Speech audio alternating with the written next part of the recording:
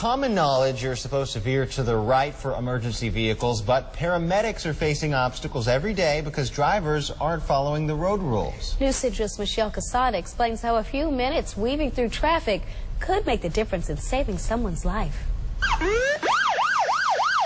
In an emergency, you'd think the caller waiting at home for paramedics is in the most danger, but on the road, the paramedic driving to the rescue is facing obstacles along the way.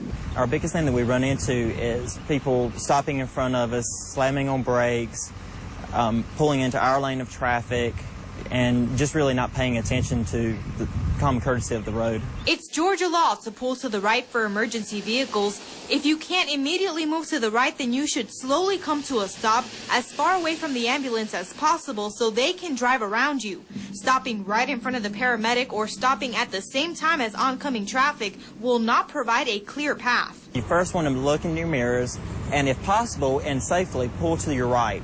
If you can't make an easy right lane change, then we want you to just stop, not slam on brakes, but come to a stop, because we're trained to negotiate traffic and to work around obstacles in our way. That means don't speed off ahead of traffic to avoid the ambulance.